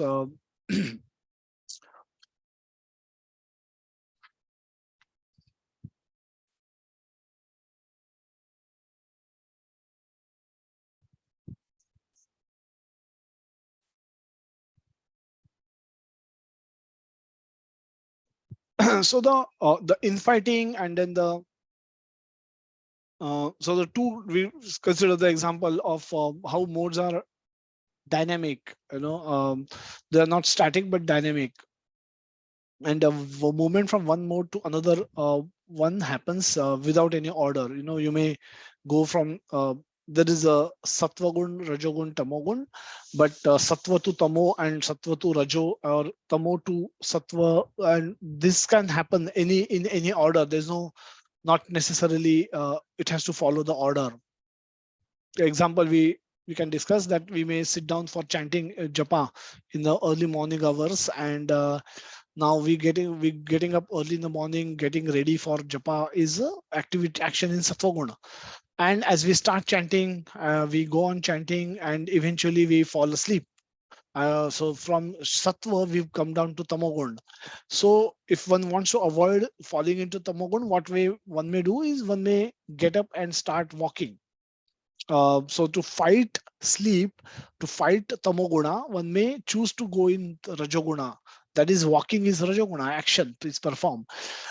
So one may, to protect oneself from falling into tamoguna, one may choose to go get into, stay at the rajoguna platform, and vice versa. Um, so similarly, so this is the example that how gunas impact us. Just we'll summarize, and then we'll go to the question answer for today. Divisions of faith. The faith, we have still not started discussing the different types of faith that Krishna is going to ask. Krishna is going to explain that, which will, I think, cover up in the next session in more detail. But we just wanted to complete the recap of gunas, so that, because continuously from this chapter onwards till the end of Bhagavad Gita, we will hear gunas, Shuddha, the sattva rajo tamo, sattva rajo tamo, sattva rajo tamo. There are various verses in 3 sets of verses. One verse explains the person in the sattva guna, the second verse rajogun, and third verse is used for explaining a person in the tamoguna. And continuously this goes on till the end of 18th chapter, when finally Krishna summarizes this, and his teaching from 54th verse onwards in the 18th chapter. So I thought it will be important for us to do a revision of gunas, what these modes of material nature are, and how do they interact, how do they influence us. And hence we utilize this a session to cover that revision, and from next session onwards we'll deep dive into the faith aspect of Bhagavad Gita. And that's also a very interesting topic. So let's summarize what we have discussed today. We should act only according to the guidance given by scriptures, and we understand that there are many scriptures, but we will speak about Bhagavad Gita as a scripture, because Bhagavad Gita is a nectar of all scriptures, gives us the principles with which we can learn and practice under the guidance of devotees, and doing that is sufficient. We need not refer back to any other scriptures, be it the 4 Vedas and some Upanishads, and whatever that may exist or may not exist in proper pure form. Bhagavad Gita exists in its pure form, and as long as we are practicing Bhagavad Gita, we are complying with all the scriptures, because all the scriptures, Vedescha Sarvair Aham Eva Vedya. The purpose of studying all scripture is to understand Krishna. that Vasudeva Sarvamiti Sa Mahatma Sudurlabha. To come to the conclusion that worshipping Krishna, surrendering to Krishna, going back to Krishna is the ultimate aim of life, ultimate purpose for which life is created in this material world. We have come to the material world for this purpose, one single purpose, to attain Krishna, to go to Krishna, to love and serve Krishna. And if we can do that by studying Bhagavad Gita, we have we have got the benefit of studying all other scriptures, because all other scriptures conclusively give this one message.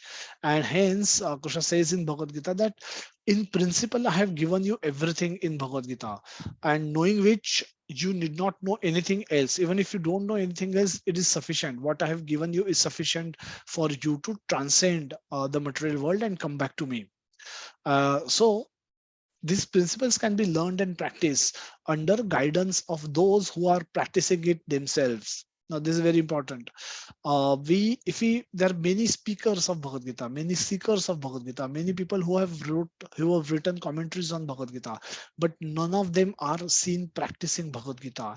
Then learning from such people is useless, because these people have tried to learn Bhagavad Gita with wrong conceptions, and studying their Bhagavad Gita will not lead us to a right conclusion.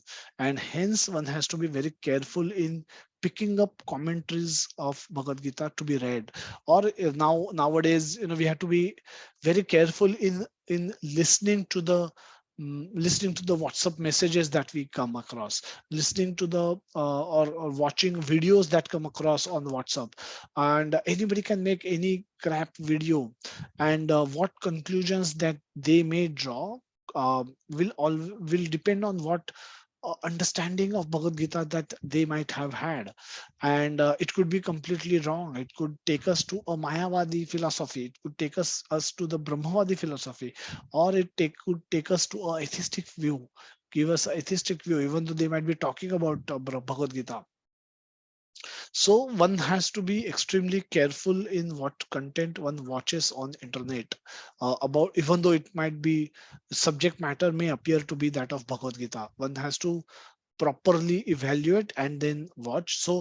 Uh, so best is to avoid watching any other videos. You can watch videos of Radhesham Das, you can watch videos of Amog Leela, Chaitanya Charan, or you can watch our own videos of Nartam Predas, Atul Krishna Prabhu, Sitaram Prabhu, and that is sufficient. That even if you watch these many videos, this is sufficient for you to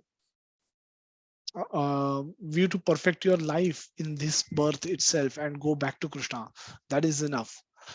So one should be very careful in what one watches on the internet, especially YouTube. So knowledge, when translated in action, has potency for transformation, transforming our life, our values, our principle, and our faith. And this path given by Krishna for attaining him and ending the cycle of birth in one lifetime itself. So this is the path we should all aspire to follow. And when we follow it with faith, we can easily attain the fruit that it is offering. Two ways facility for hearing and chanting: japa session in the morning, and we have reading session on Zoom in the evening. Request all of you to take full benefit of these two sessions. Join japa from 4:45 to 7:30, and join reading sessions, hearing sessions from 8:30 to 9:15. We'll pause for some question and answer now. Yes, Ravi Prabhuji, Hare Krishna. Hare Krishna Prabhuji, Dandavat Pranam Prabhuji. Thank you for the beautiful session. Prabhuji, my question is that a person if you always want to be in Shuddha Sattva Guna, what are the main principles or what are the main things he has to do in his life to be always be in Shuddha Sattva Guna, always. So, Shuddha Sattva Guna, I want to be in always Shuddha Sattva Guna. Yeah. What are the things I have to take care? Yes. So, Shuddha Sattva, person in Shuddha Sattva does everything for Krishna's pleasure. And so So obviously that person has to dedicate his life for Krishna. So Prabhupada, we have examples of Prabhupada, and followed by many of his disciples who are leading life for the completely for the pleasure of Krishna. So they are in full-time service of Krishna. So whatever they are doing is doing for Krishna's pleasure. Even if they are Gopal Krishna Goswami Maharaj, His Holiness Gopal Krishna Goswami Maharaj, when he is acting, all his actions are performed for the pleasure of Krishna. So he might be seen opening, buying land for constructing temples. Now that's what one activity he has done extensively across India. While when he's aggressively preach to every to so many people, eventually the people became serious, and then they came forward. They donated lands, and then Maharaj is seen busy constructing temples, opening many temples. Now buying land, doing construction, this may appear to be a materialistic activity, but when it is done for Krishna's pleasure, this is Shuddha Sattva. This karma is this is a karma. So Maharaj is not building temples for and making beautiful palace like temples he's building, and it's not for his residence, it's not for his pleasure. It is for giving pleasure to Krishna. It is for Rukmini Dwarkadish to go and stay in Dwarka temple, or Radha Rasbihari ji to reside in Juhu temple, or Radha Madhav to be in Bhivandi temple or in Attapur temple. So these temples are manifesting, though the activity may look like a materialistic activity. One is purchasing land, purchasing cement, purchasing bricks, constructing temple, purchasing air conditioners, then constructing toilet blocks, constructing homes, rooms. Those are also air conditioned rooms. Nice rooms are built where devotees can go and stay. Now all this may also appear to be a materialistic activity, but when it is done for the pleasure of Krishna, this becomes Shuddha Sattva. Maharaj uh, is in the committee for book distribution. He heads the committee for book distribution. So book distribution, book sale is a materialistic activity in general. But when Bhagavad Gita is distributed, 2 lakh copies of Bhagavad Gita are distributed across the world. This is a Shuddha Sattva activity. Now this may give some profit to the organization, as there could be cost might get recovered, the printing cost, and some additional funds can get raised which can be used in Annadan or other activities. But still this remains to be a activity performed under Shuddha Sattva. So it is possible to perform activities in Shuddha Sattva. Now these are the actions which are done in Shuddha Sattva, where the similar action can be seen done in the material by a materialistic person also. A materialistic person also may print copies of Bhagavad Gita and sell them in his shop for profit, with which he may have a desire to purchase a new home, or construct another floor on his existing home, or go for a vacation down south or up north or some foreign country, or purchase a new car. So when you are performing the activity, what is the motivation behind that activity? That decides what activity, which guna you are getting into. If your motivation is to please Krishna, serve devotees, serve Krishna and his mission, then that activity, though may physically appear to be of materialistic in nature, is does remains in the Shuddha Sattva mode. So one So, should aspire to perform those activities for the pleasure of Krishna all the time. Prabhu, is it possible for the common person to become a Shuddha Sattva who is in Krishna conscious? Yes, Prabhuji, it is possible for us also to come to the platform of Shuddha Sattva. For that, we need to associate with those who are in Shuddha Sattva. And hence, we need to go and meet devotees and seek their guidance. And they will guide us at what stage we can come to the platform where we can perform dedicate all our activities for the pleasure of Krishna. And we might have had our own anarthas. We need some purification. We need some graduation in knowledge in our stages of life also. And at some stage, they will tell us that now you should only act for the pleasure of Krishna. And if we have performed sadhana bhakti properly, At that stage, we will be able to listen to their advice and do as they are saying. Just like we may give Bhagavad Gita message to 100 people, but anybody who has some spiritual sukriti in past, in previous life, only can understand our message.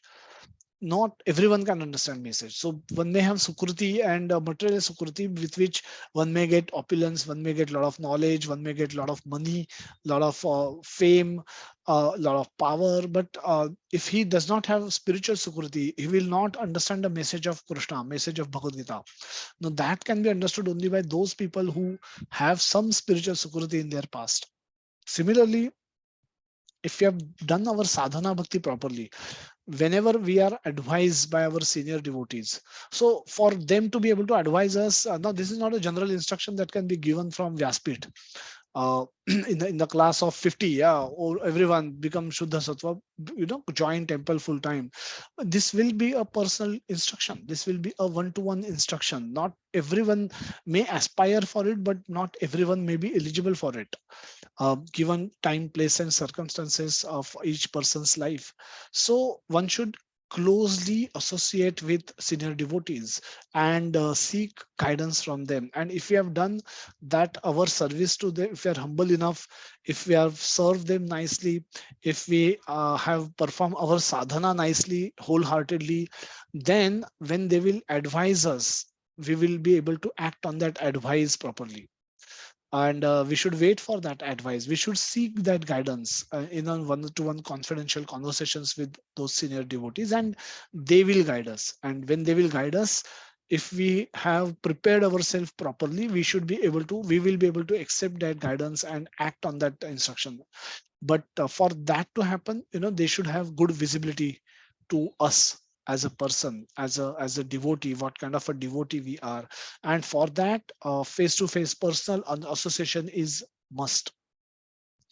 And hence we always request all devotees to be in connect with devotees, to take every opportunity to come to yatra, so that you can have some personal association with devotees.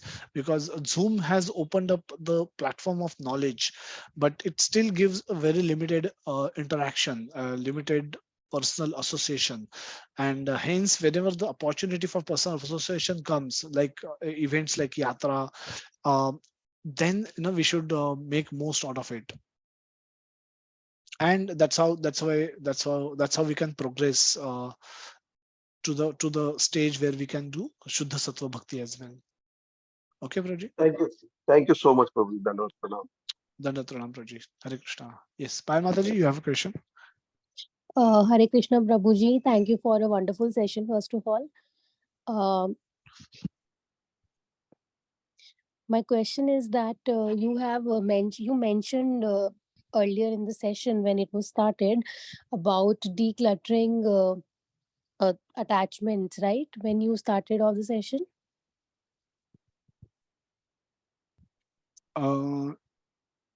Okay, yeah, go ahead. Yeah, you have. Yeah, What is yeah, the question? yeah. So basically, I wanted to ask, like, if we face some problem about, as in it's about the age group, right? When basically there are the paradigms in different age groups that we face.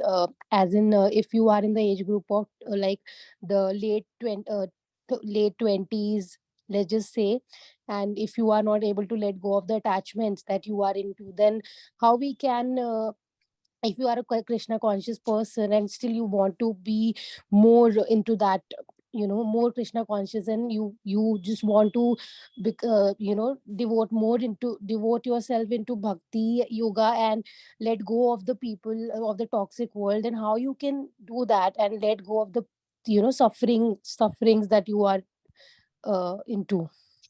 Sure. Thanks. Hare So Krishna. yeah, I'll just rephrase your question is that you may want to perform bhakti more, but because of the association that you have developed, and at our life stage, wherever we could be in late 20s or early 30s, wherever we are, and at different stage, different surrounding that we may be subjected to, and we have come to Krishna consciousness now, and now we want to perform bhakti more sincerely.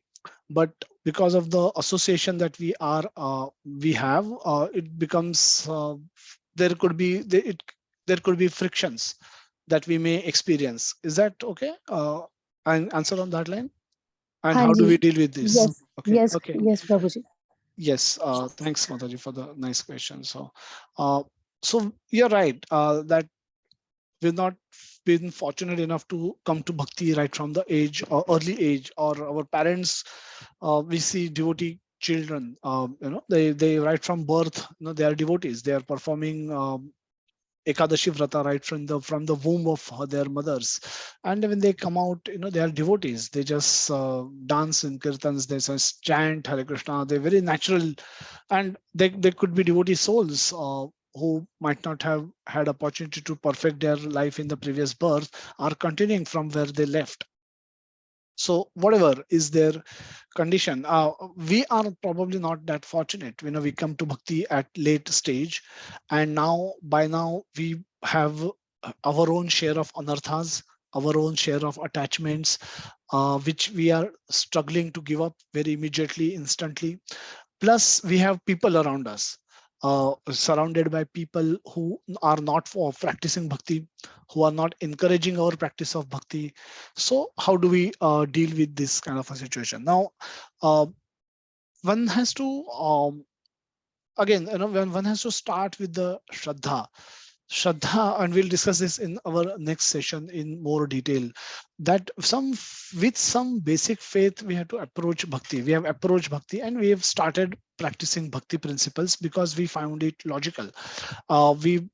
We found it logical, and then we are benefiting out of it. Now, two things we need to do. We need to take association of those favorable people who are also practicing bhakti.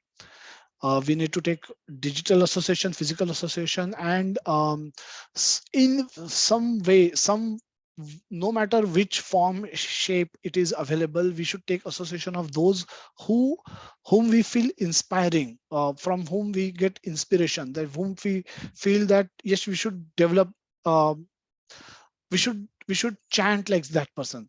We should chant verses like that person. We should speak philosophy like this person. We should be humble like this person. We should be helpful like this person.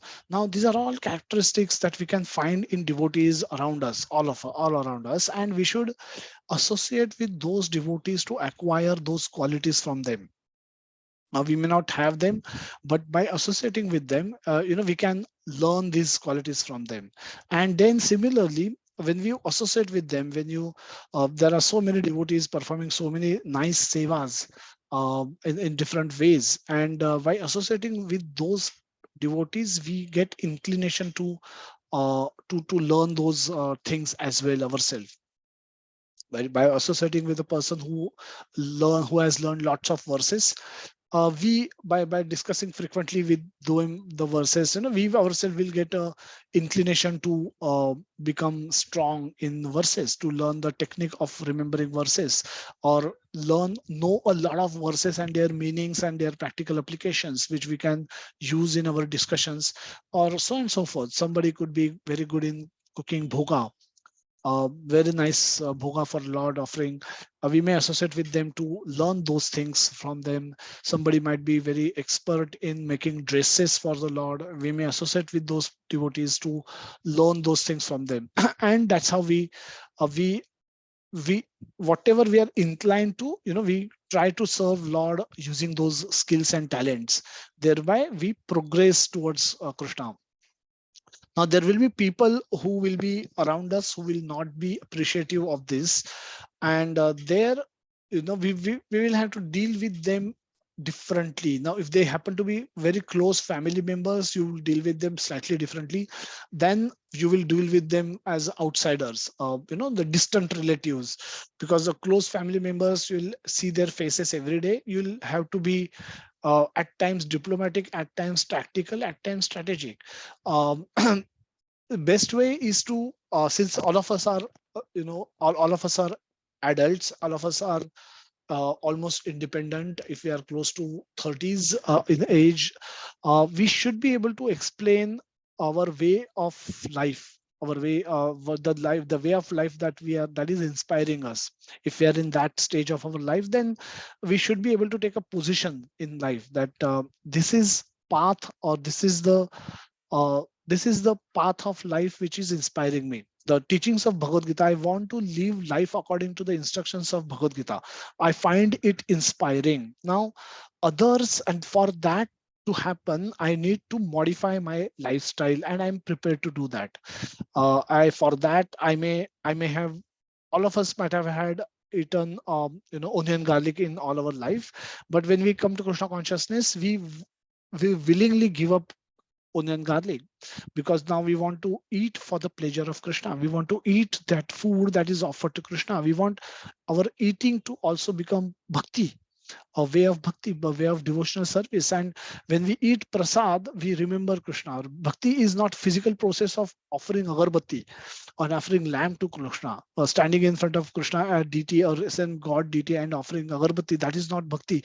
Bhakti is remembrance of God, remembrance of Krishna, and that comes to you when you sit down to honor prasad, a food which is first offered to Krishna, food, a sattvic food prepared with love, offered with devotion to Krishna, and then remnants you are eating, as by remembering Krishna. Whenever you eat prasad, you remember Krishna. Oh, Lord is so merciful. He's given us this beautiful food, with which He has given me the resources to purchase these ingredients by which I could prepare this nice bhoga and offer it to Krishna. And Krishna mercifully has left this bhoga in his plate, and I am eating from his plate the food which was already tasted by Krishna. Now, when you eat every time thinking this, how you're so deeply connected with Krishna in the simple process of eating. Now, how can you be then separated from Krishna? You're always connected with Krishna. Now, this is a change of lifestyle that that actually comes when you try to follow the instructions of Bhagavad Gita. And anyone who claims to know Bhagavad Gita but has not adopted any of these changes in their lifestyle are are probably only superficially knowing Bhagavad Gita, or जैसे parrot tata tata bolta hai, probably their knowledge is more at that level, because Bhagavad Gita is a transformative book. जैसे जैसे when you fall sick, goes to doctor, you want transformation. You just don't want to give lecture on your disease. You, and transformation should be visible, and this is the visible transformation which will come in us if we follow the instructions of Bhagavad Gita wholeheartedly. And for that, we will have to give up some of our own attachments. We could be attached to meat eating, we could be attached to alcohol, we could be attached to cigarettes, or we could be attached to other kind of drugs. And similar attachments are there for people. Now, we could be attached to our friends, we could be attached to our very family members. Now at some stage, you'll have to take a position that you want, this is the lifestyle that is inspiring you, and you want to lead your life according to this lifestyle. And you will expect their cooperation and not opposition, because with cooperation, you are not going to force your lifestyle upon them, but you will expect that they don't force their lifestyles upon you. And this is a matter of taking position. And if we are firm enough in our own belief, and as long as you don't do anything unethical or anything immoral, it is acceptable, it should be acceptable to people around us, or we should have ability to convince them, we should have some ability to convince them to agree to this term, that we will lead life according to these instructions only. And these are all given in Bhagavad Gita. We have not manufactured them. So this way, there can be agreements drawn inside our homes or within our friend circle, and so that it is great if everyone start following your way of life or Bhagavad Gita way of life, but that is a best case scenario. But if that is not happening, at least people should let you follow your heart, let you follow the instructions of Bhagavad Gita as long as you wish to. And they shouldn't oppose it, they shouldn't become pratikul to it. Even if they are not unequal to it, they can be neutral to it. They can be neutral. By remaining neutral, they are doing what they are doing, you are doing what you are doing. And if they see considerable changes in you. They will see you remaining peaceful in very difficult situations. They will see you happy because you are connected with Krishna. So every time you are sit down to eat prasad, you will bring a smile on your face because you will see how merciful Krishna is, who's left so much food on his plate. It's like, imagine, eating prasad is such a wonderful process, that the whole bhoga is prepared with ingredients which are given by Krishna, and we are offering it, giving it back to Krishna. It's not that it is ours.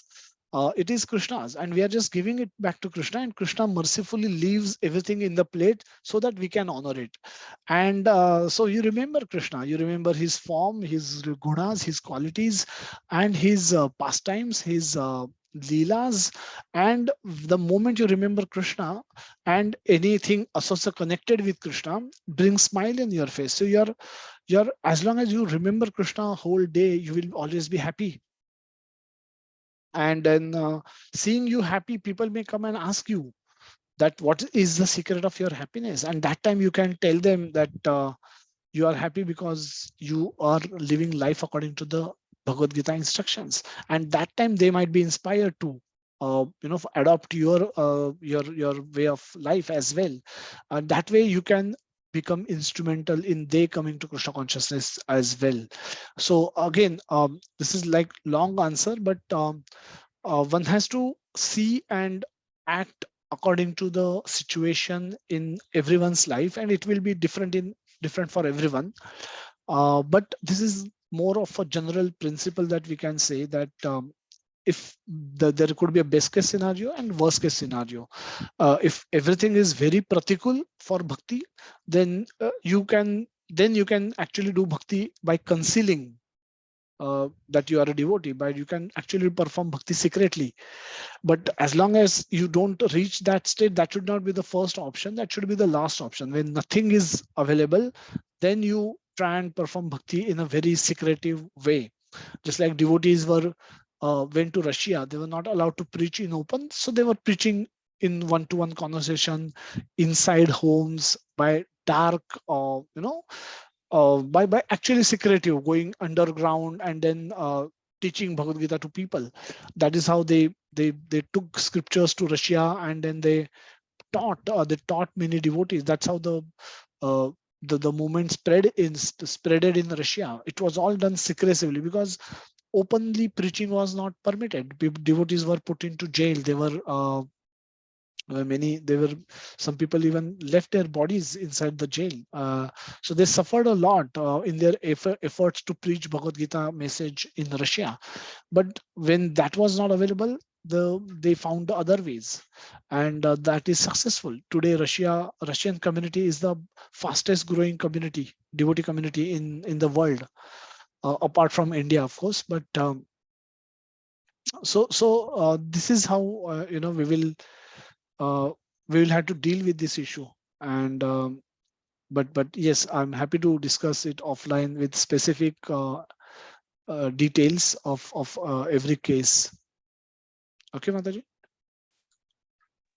Thank you so much, Prabhuji. Very, very meaningful answer. Very detailed. Yeah. Hare Krishna. Hare Krishna, Mataji. Swapnil Roji, yes, you have a question, you can take up now. Hare Krishna, Prabhuji. Dandavat Pranam. Yes, bro. Prabhuji, as you rightly said it in the session today, that soul has a covering. One is your mind, intelligence, and ego, and then the gross body. But we also mentioned that gross body is made from the 5 Panchbhut Tattva, Panch Tattva, and that comes from Prakriti. So my question is that is it advisable to appreciate the nature by doing home at the our our residence, or doing small yajna at the residence, offerings to the Lord through yajna or small home?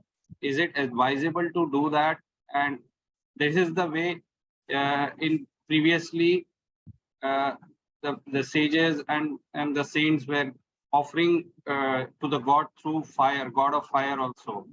So do you think it is advisable and it can become a part of our bhakti by appreciating Prakriti and doing yajna at the home, or in a way that we can do it in a small way, not in a big way, just to make our environment shuddha?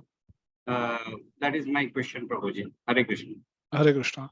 So, simple way of purifying our environment is by conducting a sankirtan, and Lord's chanting and singing, and calling devotees home where they can perform sankirtan, and thereby the whole environment is purified.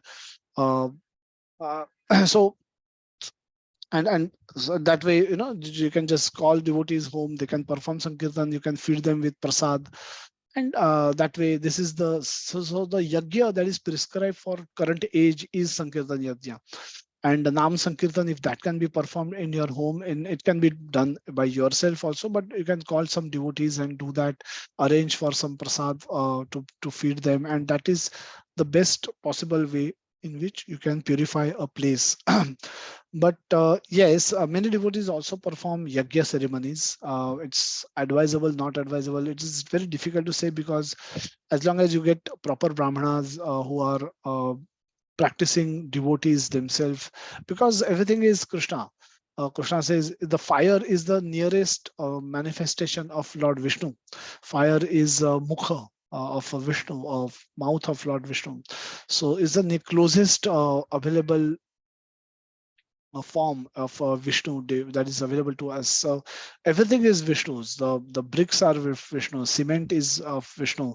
Is separated energy of Vishnu, and one by one you cannot purify these places. But place can be purified, yes.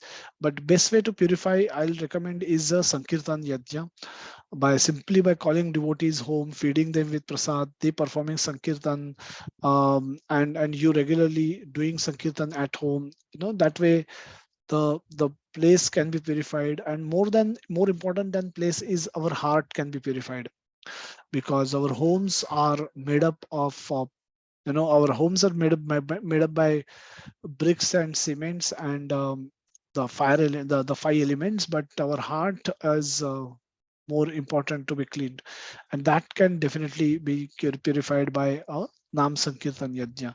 But the other forms of yajnas can also be performed, and some devotees perform those on the occasion of some important events, or say birth of a child. Some yajna is performed.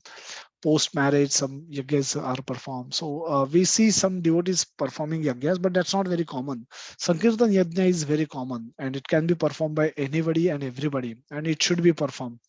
If you by performing any yajna, your objective should be to develop a desire to love and serve Krishna more. If that desire is not arising out of performance of any yajna, then that yajna becomes useless.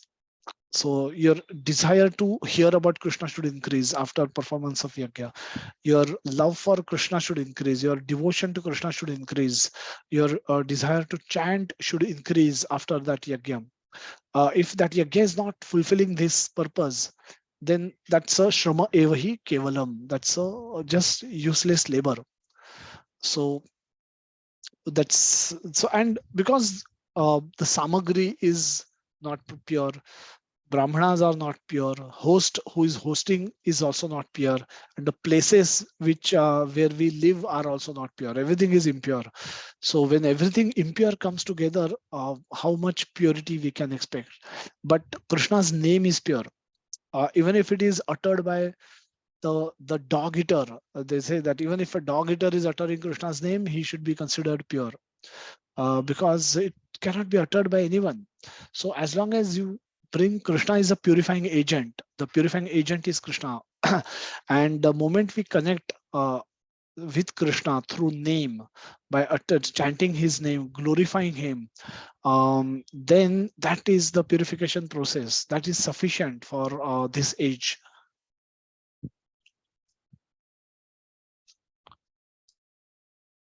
Hare Krishna, Prabhuji. Thank you very much. I think what I could gather is that the yajna should be performed in our heart, and that yajna along with Krishna consciousness and uttering Krishna name would be enough, as good as doing a physical yajna. Absolutely. Right, Prabhuji? Yes, Vijay. Thank you, Prabhuji. Hare Krishna, Prabhuji. Hare Krishna, Prabhuji. Thank you so much. So don't see any other questions. So we'll end today's session. Srila Prabhupada ki jai, Nitai Gaura Premanande, Hari Bol, Hari Bol, Hari Hari Bol. So thank you everyone for joining. We'll meet next Sunday, Krishna willing, and we'll continue with our learning of Bhagavad Gita through other topics. Hare Krishna.